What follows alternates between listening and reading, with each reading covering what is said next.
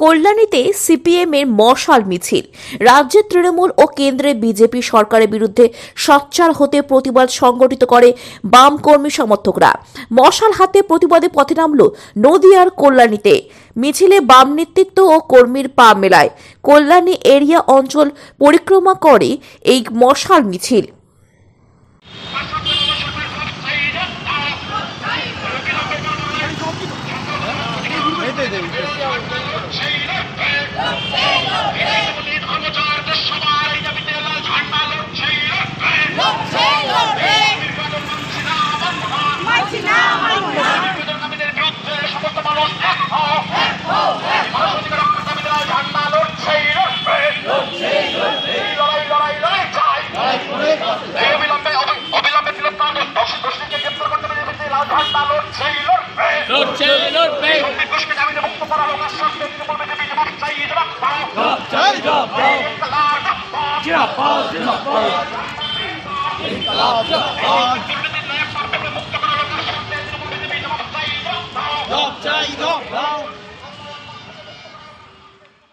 এই মশাল মিছিল করার উদ্দেশ্যটা কি?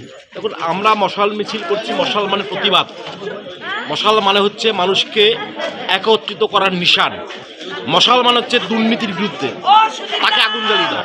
মশাল মানে হচ্ছে মানুষের অধিকার রক্ষা করো, যাকে যারা ধ্বংস করতে চাইছে সেই ধ্বংসকারীদেরকে ভস্মীভূত করো, সেই জন্য মশাল। আমরা আজকে আমাদের মিছিল ভারতের কমিউনিস্ট পার্টি মার্ক্সবাদী কল্যাণ এরিয়া কমিটির উদ্যোগে আমরা আজকে এই মিছিল করেছি। আমাদের আগামীকাল এবং পরশু সিপিআইএম নদীয়া জেলার সম্মেলন, এবং তার সাথে আপনারা দেখতে পাচ্ছেন গোটা দেশে আমাদের দেশ, আমাদের প্রতিবেশী দেশ, গোটা ভারতীয় উপমহাদেশ এখন পুঁজিবাদীদের নজরে। ফলে পুঁজিবাদের নজরে থাকার কারণে এই উপমহাদেশের সবচেয়ে বড় দুর্বলতা হচ্ছে মানুষের ধর্ম। সে ধর্মীয় উস্কানি দিয়ে এরা মানুষকে বিভাজিত করে দেশ দখল করে মুনাফা অর্জন করার চক্রান্তরা চালাচ্ছে।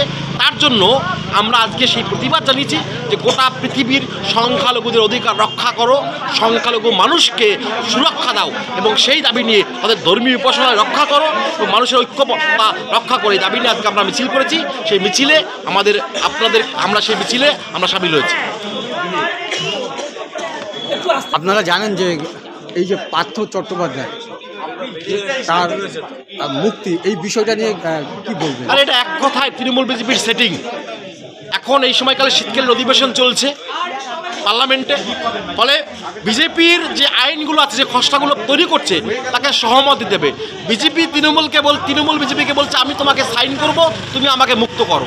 ফলে অনুব্রত গরুচোর বাইরে, পার্থ বাইরে। আপনি ভাবুন না, পার্থ অনুব্রত পারতেন, সন্দীপ ঘোষ বাইরে। আপনি ভাবতে পারেন 120 দিন পেরোলো না, একটা মেয়ে মারা, তাকে ধর্ষণ করালো, তাকে হত্যা করালো, আর সেই সময় গেলে সন্দীপ ঘোষকে বাইরে বের করালো। তাহলে আপনি কি ভাবছেন? তৃণমূল বিজেপির চক্রান্ত সেটিং একটাই মূল। ফলে ওদের সেটিংয়ের বিরুদ্ধে আমাদের লড়াই, সেই লড়াই আমাদের চলবে।